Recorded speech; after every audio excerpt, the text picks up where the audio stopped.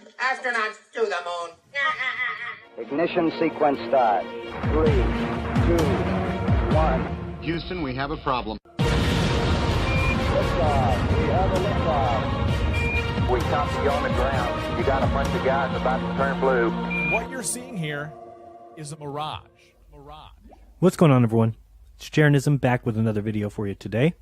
This video is a response to Sergey Ryazansky. This Russian cosmonaut recently commented on the Flat Earth, asking how could anyone possibly believe this bullshit. So, Sergey, let me shed some light on it for you. First off, next to you here in this article is a painting of Earth. It is a painting. So you're off to a good start, guy. Let's talk about some reasons why people question the space agencies. Starting with the stars that we can see from space or we can't see from space. Do tell. Where are these stars exactly? I guess you could just easily look through your telescope there on the ISS. I mean, imagine, no atmosphere. You should have the absolute best view of Mars, Saturn, Jupiter. But you guys don't even have a telescope up there. Pretty sure you're too busy growing lettuce for the first time, for the 12th time. Don't even have a telescope. How long have you guys been in orbit? 19 years. 19 years, $150 billion plus dollars, and you've provided what for humanity? Zip, zero, zilch. Sergey, tell me this. One of the often forgotten details of why people can believe that perhaps the Earth is flat, and perhaps you all are deceiving the world, is this. 19 years you've been in orbit. 19 years in orbit of the Earth, and not once, listen carefully folks, not one time has NASA or Roscosmos provided the people of Earth a 24-hour live stream of the Earth from space. Say what? Yes. And don't believe all the little fanboys that will come into the comments dropping links to 15-minute segments on repeat on YouTube or links to channels that have spliced clips together. Those are not 24/7 live streams. They are called lie streams. Don't get me wrong. If you do the kind of research that Globers do, you can find tons of places that say NASA has 24/7 live streams, even at nasa.gov. They claim here in 2014 that they're going to start providing 24/7 live streams from the ISS. However, if you just do the research yourself, you can go to Ustream. NASA has 2 channels, and neither one of those channels goes longer than an hour before they cut the transmission because they're on the dark side of Earth. That's hilarious. I mean, come on.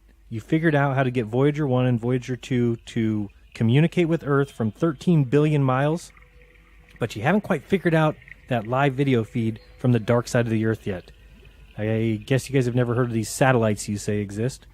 Well, newsflash, Sergey, we actually do live streaming from Earth, even if it's on the dark side. So you might want to talk to somebody down here. They can figure it out. Also, I can make a phone call 12,000 miles and there is no delay. And you clowns from 250 miles up have a 5-second delay? That doesn't seem right. I mean, they had a 1.5-second delay from the moon. They're 240,000 miles away, and you have a 5-second delay from 250 miles? It just doesn't seem right. And how can it be that during your interviews, which are always with children, do you never get interrupted by the blue screen, which can be seen every 30 minutes when watching the live stream from the cameras outside? Can the cameras inside provide footage when on the dark side of the Earth, but not the ones on the outside? Oh, and why are you astronauts, who should be very sharp, only ever given pre-scripted questions from children? Let's watch here as Peggy Whitson reads every single question and answer ahead of time, and listen to the questions from these little children, asking about career goals and using words like citizens and other questions that have been obviously given to them to specifically ask. We wouldn't want the scientist astronaut Peggy to get stumped by a hard question from a second grader, now would we? And even with questions she already knows, her answers could have been given by anyone. I mean, is this really the cream of the crop? Now let's watch her read. What would you be if you were not an astronaut? I think if I weren't an astronaut, I would still be working at NASA. I love NASA. What was your most memorable space experience? Well, living up here every day is actually an incredibly memorable experience. How did it feel to make history and become the first woman commander of an expedition? Well, in many ways, it was never something that I had necessarily planned on for a long time. So as you can see, she's clearly reading every single question or answer. And I'm sure that that girl just came up with the question of how did it feel to make history and become the first female leader of an expedition. And I'm sure this next child also came up with this question. What were the keys to reaching your career goals?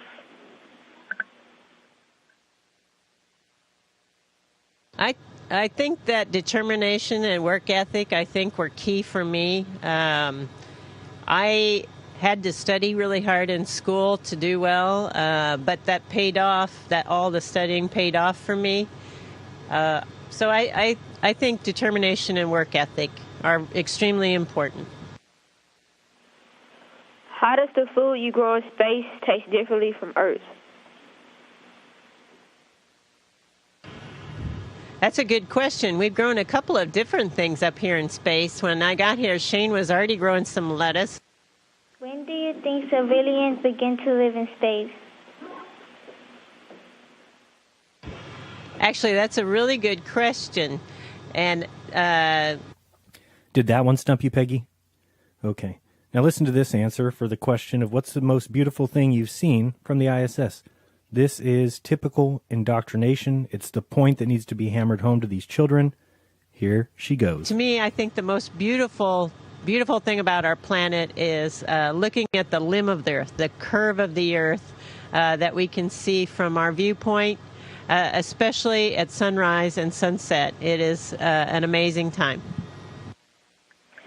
What is your favorite book and why?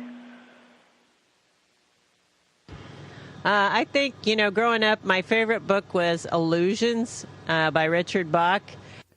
Illusions. Her favorite book is Illusions. So I hope you're starting to see why people are entertaining the idea of a flat Earth. Let's go back a little bit earlier when I asked you about the stars. Can we or can't we see them from space? I mean, being that we cannot get the answers ourselves, we need you, the astronauts, who are paid by us to tell us the truth. And here's something that no one seems to understand. In space exploration, which is funded by the people of the world, and where it is not possible to have independent witnesses of the actual events, we as people have every right to expect the record to be 100% genuine, honestly portrayed, and honestly represented. So I ask you again, can we see stars in space? Let's ask some astronauts. Whilst From in Mark space, Cameron. This is from Mark Cameron. Whilst in space, have you ever looked away from Earth into the black void? Yeah. All because the you can time. see. Yeah, Because you can see the stars. Oh yeah. And pretty much all the time you can see the stars. Yeah. It's not which a is black cool void. thing. I mean, it's black, but there's all kinds of little polka dots. There's all the stars there, and the cool thing is about it, you can see it during the day. Yeah, you can, and there's more than stars. You can see planets. You can Right. see moons. You see the gas Magellan clouds of the Milky you Way see galaxy. the Magellanic Clouds. Magellanic. See, I was. Yeah. All right, interesting. So we can see stars from the day side or the night side of Earth. Got We you. went up, and when you're in space and you're looking into deep space and you're on the sun side of the orbit, the sunlight washes out all the starlight, so you can't see any stars, just like here on Earth. But then when you look out into deep space away from the sun, it's the darkest black you can imagine, right? And so what happens is you really lose your depth perception. You can't tell if something's close by or far away, and so all Because the you time. can see, Yeah, because you can see the stars. Oh yeah. And pretty much all the time you can see the stars. Yeah. It's which not is a black cool thing. void. I mean, it's black, but there's all kinds of little polka dots. There's all the stars there, and the cool thing is about it, you can see it during the day. Yeah, you can, and the sunlight washes out all the starlight, so you can't see any stars, just like here on Earth. But then when you look out into deep space away from the sun, it's the darkest black you can imagine, right? Like, are they just brighter than on Earth, or how would you describe it? They're brighter, but they're different. A lot of things different about them. One, you don't have the atmospheric distortion, so they don't twinkle, right? So you see lots of points, and you see lots of points, and that literally millions of them. There's The thing about Carl Sagan, billions of stars, there really are billions and billions of stars, and you can see them. In fact, they're so numerous, it's very difficult to pick out the constellations you and I see here on the ground. Mr. Armstrong, I do realize that when you were on the moon, you had very little time for gazing upwards. But could you tell us something about what the sky actually looks like from the moon, the sun, the earth, the stars, if any, and so on? The sky is a deep black when viewed from the moon, as it is when viewed from cislunar space, the space between the Earth and the moon. The Earth is the only visible object other than the sun that can be seen, although there have been some reports of seeing planets. I myself did not see planets from the surface, but I suspect they might be visible. Yeah. So because you can see, because you can see the stars. Oh yeah. You know, and pretty much all the time you can see the stars. Yeah. It's not a black cool void. thing. I mean, it's black, but there's all kinds of little polka dots. The Earth is the only visible object other than the sun that can be seen, although... So you see lots of points, and you see lots of points, and that literally millions of them. You know, there's... The sunlight washes out all the starlight, so you can't see any stars, just like here on Earth. But then when you look out into deep space away from the sun, it's the darkest black you can imagine, right? The sky is a deep black when viewed from the moon, as it is when viewed from cislunar space, the space between the Earth and the moon. And there's more than stars. You can see planets. You can see moons. You see the gas Magellan clouds of the Milky Way you see galaxy. the Magellanic Clouds. Magellanic. See, I was. Yeah. So, Sergey, I mean, I have to ask people, how is it that they believe the bullshit that has come from NASA, Roscosmos, and the other space agencies? Don't we deserve the truth? Tell me, Sergey, who is it that pays your salary? Who pays for your rockets? Who pays for the Soyuz? Who paid for the ISS? Speaking of things that you should be able to see from the ISS through a telescope if you only had one up there, but I guess you're too busy sending up NFL jerseys, footballs, and gorilla costumes to worry about other things like a telescope. But what about Venus? Yeah, Venus, I just recently, just to show you a little reason why we doubt the space agencies, went to Universe Today to learn a little bit about Venus. So I went to Universe Today, which is pretty respected in the astronomical world. And what did I find? Well, here is a picture of Venus as imaged by the Magellan 10 mission. And it says below it, the planet's inhospitable surface makes exploration difficult. So as we continue to scroll down, we can see some other pictures of rocks. Wow. And they must be real because they have letters and numbers on the bottom of them. From 1975, no doubt. 43 years ago, you sent a craft to Venus, and it took photos in this inhospitable place, and then I guess used its 1975 internet space Wi-Fi to transport these images 25 to 250 million miles or so. Sounds believable. As we keep scrolling, we see another image of Venus. This is the Mariner 10 image, and it's blue. Yeah, blue Venus, even though we scroll back up here and see the other image was red. Yeah, I should just believe whatever you say, right? So I hope you will quickly see why we questioned it all. And Sergey, let me just tell you, your agency, along with NASA, have filled the heads of the public with lies, with distorted truths, with fisheye lenses, and impossible feats that we are all supposed to believe just because you say so. So let's take a quick look at this article, make a few comments, and then maybe look at some of the readers' comments, and I have a few remarks on those as well. So the article is titled, "How Can Anyone Believe This Bullshit? Russian Astronaut Slams Flat Earth Theory." Again, you're pictured next to a drawing, which is definitely proof of everything that you say. The article is poorly written. I'm hoping it has something to do with translation. But it basically says that the Flat Earth theory has been growing in popularity exponentially of late, with celebrity endorsements including basketballer Kyrie Irving and cricketer Freddie Flintoff. It then says that Russian cosmonaut Sergey Ryazansky had this to say, said the prevalence of the pseudoscientific theory is due to poor education in the West. Yeah, that's probably the reason. He said people won't believe in any proof. It's all originated in the West, perhaps because they are not taught the deep foundations of sciences, namely of physics, like in this country. He said, I am sorry to hear it's echoing in Russia as well. I have no idea how one can come to believe all this bullshit. Mr. Ryazansky said the theory is about internet trolling and having people on. He added, when it comes to Flat Earth, this is again the spirit of our time. It's so easy to troll a public figure, pardon me, on the internet. He goes on to say, you are far away from him or her. They can't wipe your nose, even if there is reason to do so, and they can easily be insulted. I personally take Flat Earth theory as a perfect, massive space trolling.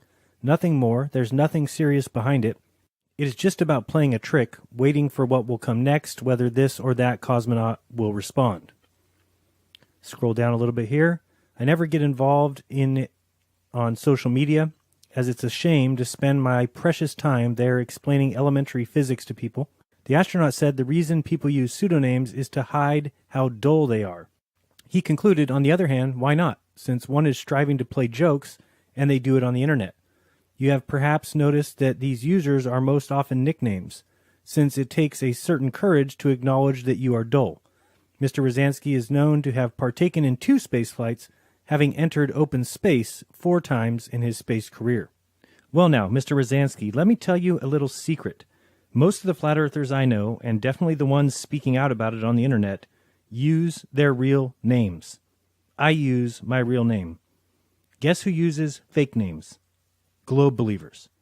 The loudmouth know-it-alls who say they provide real honest experiments, the ones who use cool hard logic to soundly debunk the flat earth, that are oh so transparent, calling others frauds, and all the while, they are so transparent that they hide their rhetoric behind fake names, not revealing who they really are. So your theory is absolutely incorrect.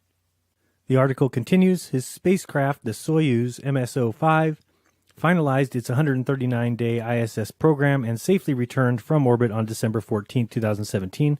We'll cover that shortly. Despite photographic evidence from space, and even though a spherical globe was postulated as early as the 5th century BC by the Greek philosopher Aristotle, adherents to the flat earth theory are growing in number. Data from Google Trends show that in the past 2 years, searches for the flat earth have more than tripled.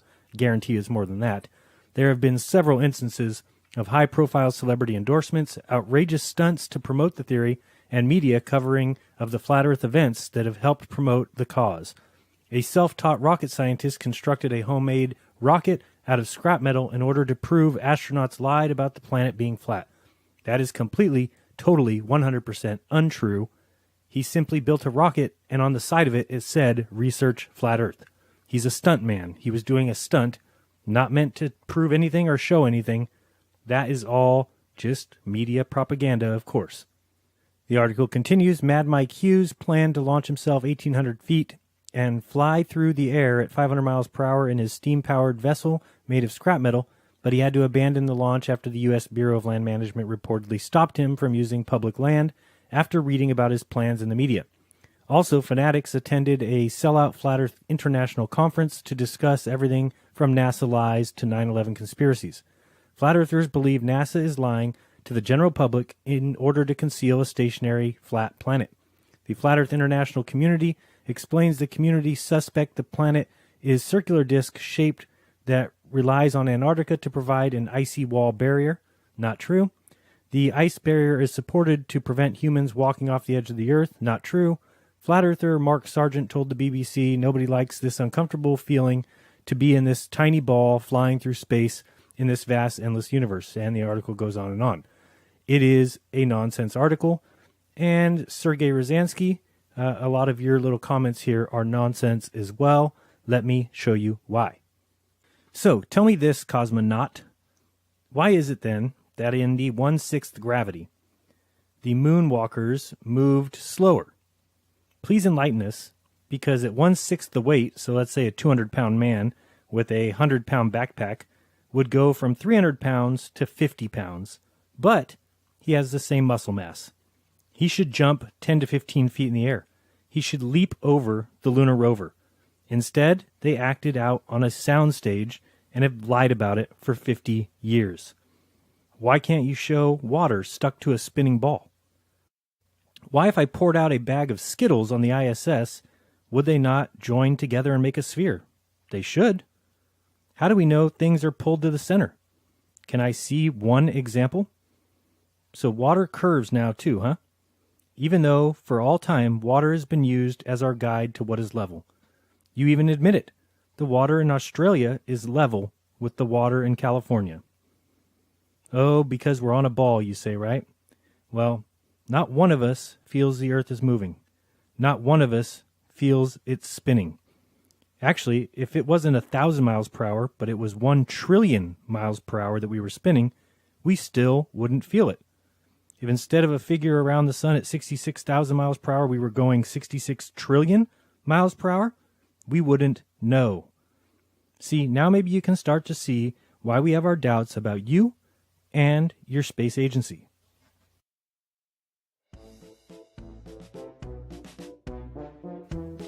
Now, what we're watching here is the lunar lander, the LEM, as it connects with the lunar module. And through each of these turns and flips, where exactly were the astronauts? Inside? Standing? Floating? Well, they wouldn't float because they're still under gravity attraction from the moon. So when they take off and yell, "Pitch over," did they fall on top of each other? Did they press a bunch of buttons? No, of course not, because it's all done with models. There's nothing real here. Speaking of nothing real, let's watch when Sergey Ryazansky returns from the ISS to Earth. But first, let's watch them be good planetary citizens and dump the LEM back onto the moon. So now, this is from just recently when Sergey and his little Cosmonaut friends jumped in the Soyuz and returned to Earth. Sergey, wave hi to everyone.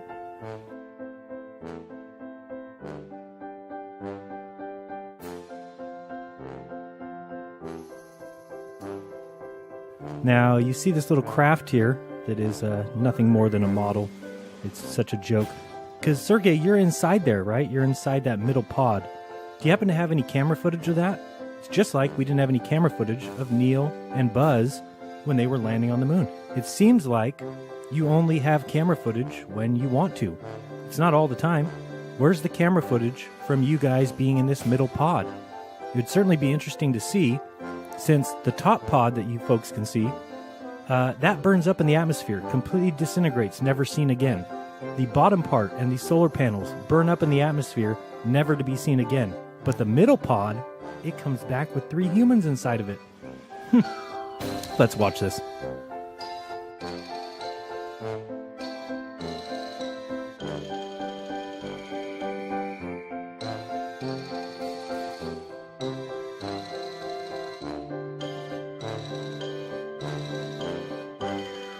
What a joke we have, what a fraud we see. We pay liars to lie to our faces, example Sergey Ryazansky. They lie about the sphere, they do us in the rear. Oh, how I hope he never burns up in the atmosphere.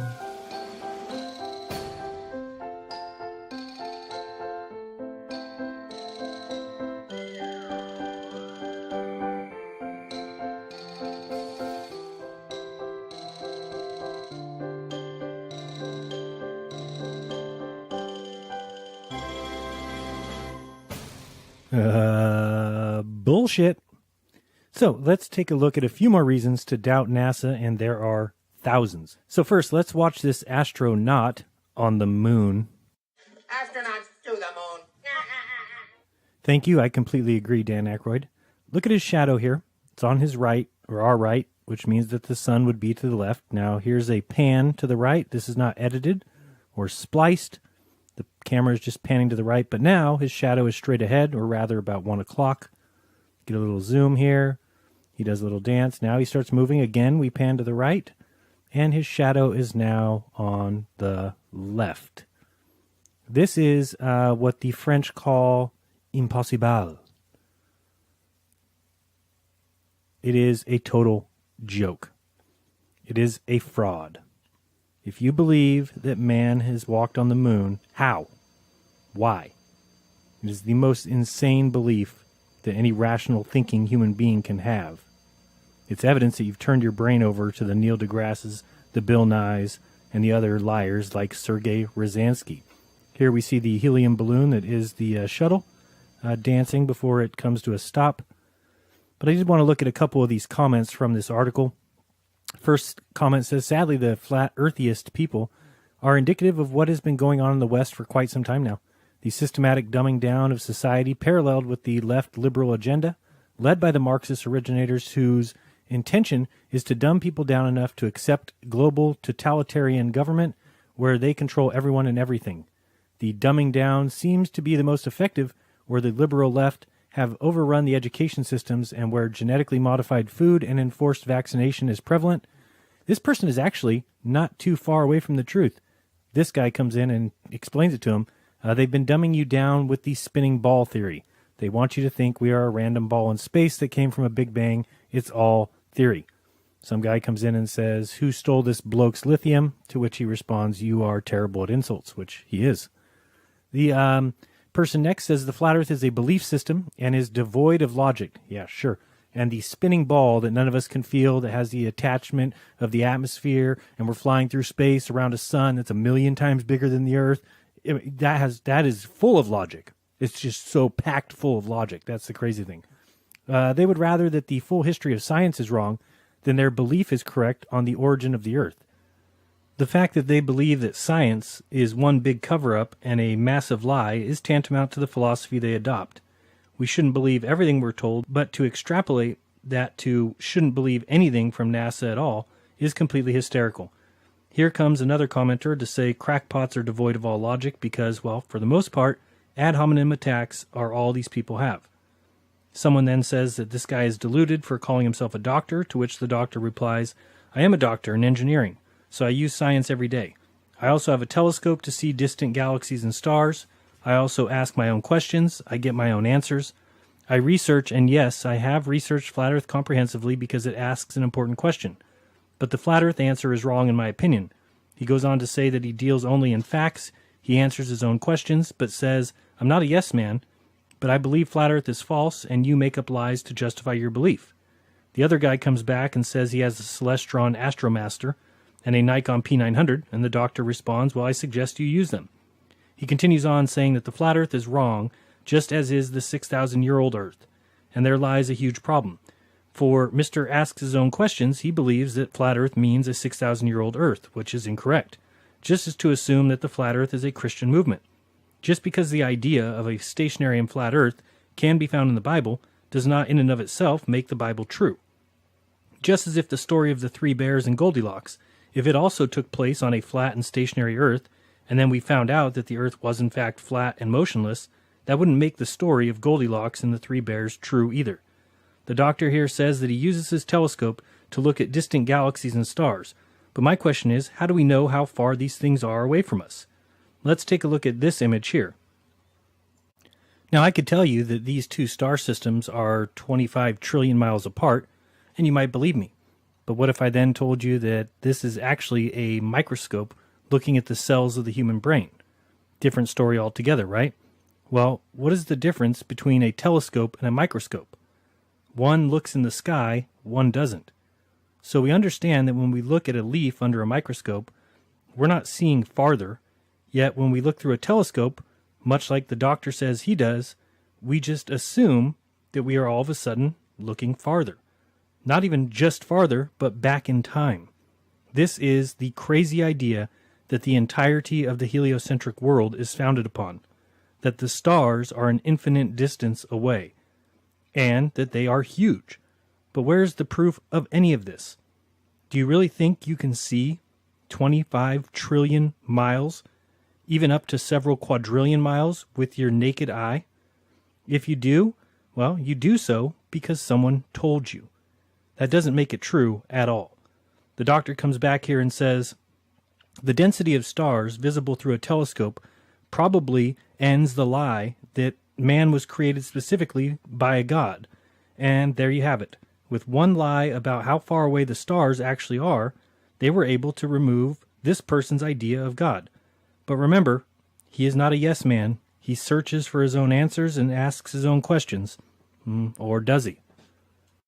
There are so many things that should tell us something is wrong. Very wrong. Go to Gigapan and search through the images there. Here's an image from Vera Playa in Spain. And when we zoom in here, we can actually see this background range of mountains here, which is 60 miles away. At 60 miles, 2,000 feet should be hidden. Well, guess what? None of these ranges is over 1,500 feet tall. So how can we see any of it? And you can find these types of instances everywhere. For example, the Peak of Canigou from Aloche, France. 163 miles away, the Peak of Canigou is 8,500 feet high, and at 1,000 feet of observation height and across 163 miles, we should be seeing 10,000 feet blocked by the curvature of the Earth. Yet, is that what we see? No, clearly we see these mountains. And it should be blocked to the point where we can't see any of these peaks at all. You'll have people come along who will say that we should see the beach or the base of these mountains, and that just isn't true. Look into atmospheric magnification and how the atmosphere acts above bodies of water and acts as a magnifying glass or a magnifying lens. But you'll see people run in and try and tell you it's refraction, which again has not been proven, or it's a mirage.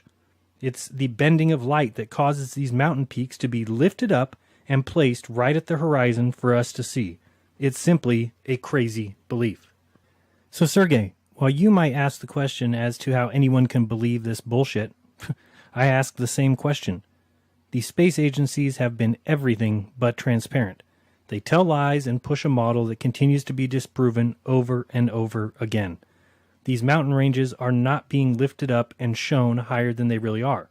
Let's say for a second that they were. Well then, the water is also being lifted up and shown higher than it is. And this defeats your entire idea that things are being shown behind any curvature at all. It could just be refraction, right? It's the lifting of the water and placing it higher than it really is. And hence displaying things behind this so-called curvature. Well, I agree. Sergey, how can anyone believe this bullshit? I found this recent article that Russia plans on placing a luxury hotel on the ISS. And you dare ask the question how anyone can believe in the flat Earth?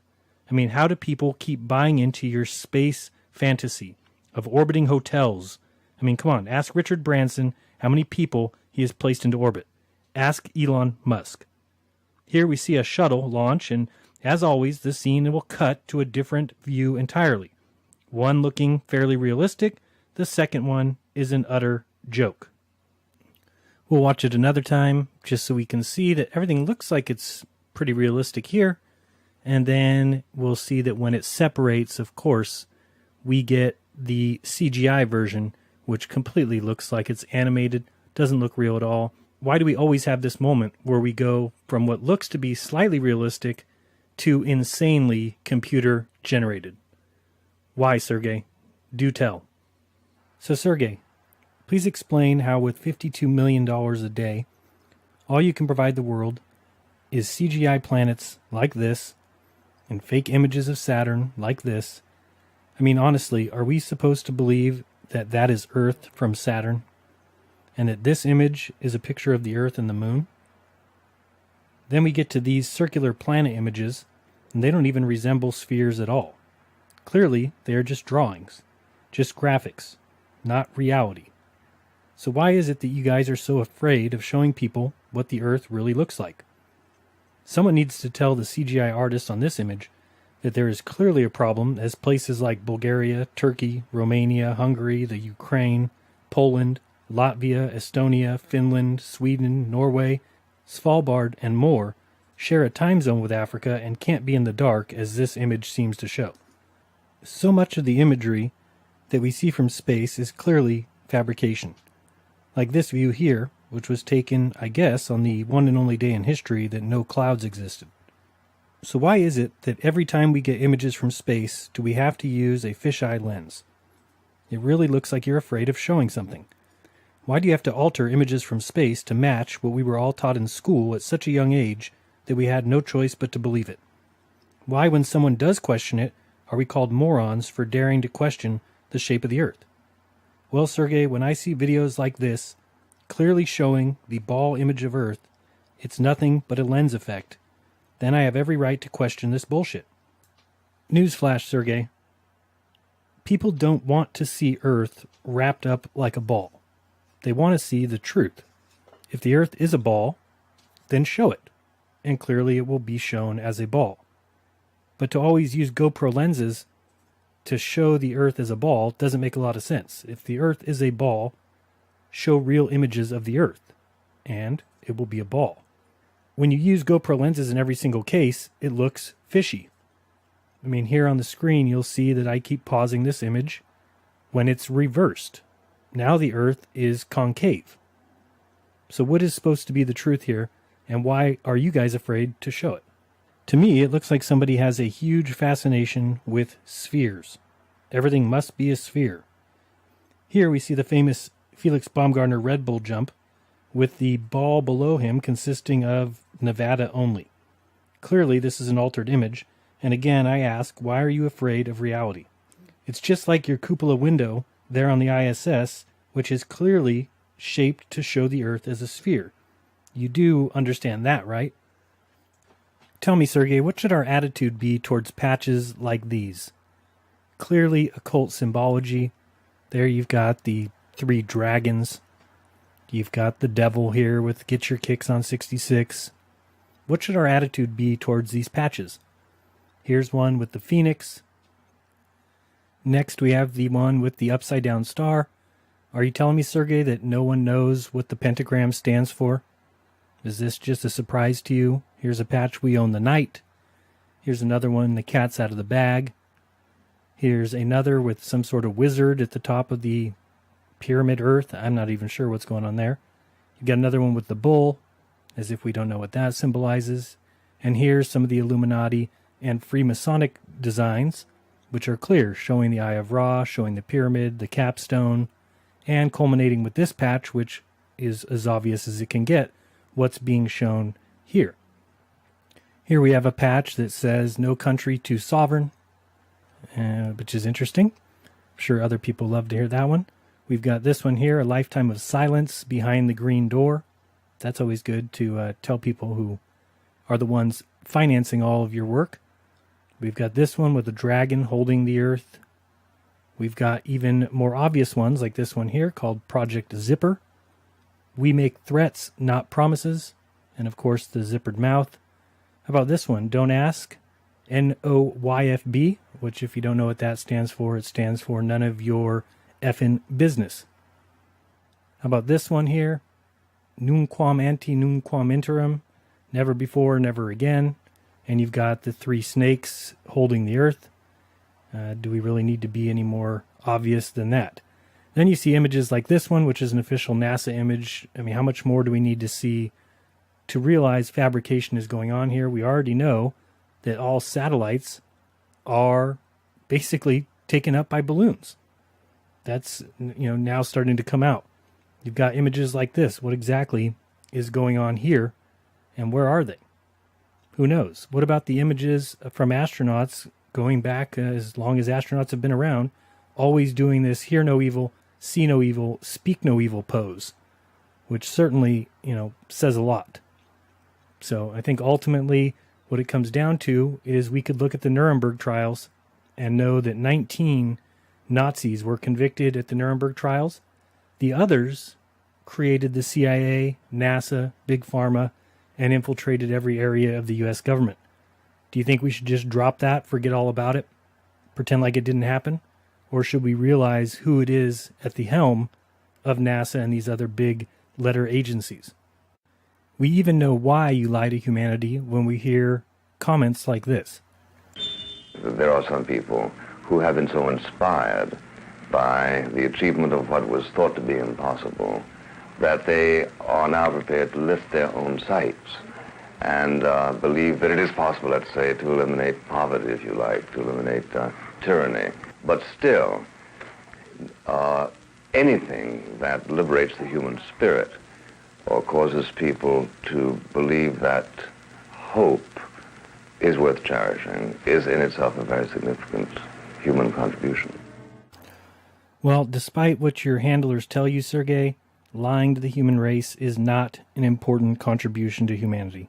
It's a disgrace. We didn't go to the moon. It's obvious. How long are you going to allow little parrots to run around calling other people names simply because they can see through the lies. Future generations will laugh at ours because of you, Sergey. You think it's for the better. You will decide what people believe and what they don't. Well, Sergey, you said it earlier that this belief is done by people making a joke, using screen names, and is not a true belief. Well, here I am, open to a debate that matches your schedule. My name is Jaron Campanella. I'm very real. That's my real name. I'm not hiding behind anything. I'm ready to discuss with you the many issues I have with your space propaganda machine. So rather than say that you can't see how anyone can believe this bullshit, why don't you find out why we do? Have a discussion. Something that NASA, Roscosmos, Neil Tyson, Bill Nye, Michio Kaku all have failed to do. Find out why we don't believe in your space fantasy, and then prove that what you say is the truth, or get out of the way. The time for liars is over. Because just like the title of the article, I too can no longer see any way, no rhyme, no reason, how anyone in the world can believe the space agencies or you. Prove me wrong. Go for it. I'm right here. If the globe is so true, then it should be easy to provide the evidence needed. Take a GoPro non-fisheye lens with you on your next launch. Attach one inside the Soyuz with you when you dock, or when you separate. I mean, with just 1 million of the 52 million that you get every day, you could buy 2,000 GoPro-like mini cameras and include one everywhere. Why isn't there one on every satellite? Why not throw a GoPro into orbit? So don't say that we don't believe any proofs. It just so happens that words don't count as proof. Provide the proof, and I'll believe it. So prove me wrong, or I will continue to call your entire universe exactly what it appears to be. Bullshit. Be kind, don't lie, and open your mind and find your own truth. Till next time, this has been Jeranism. Peace.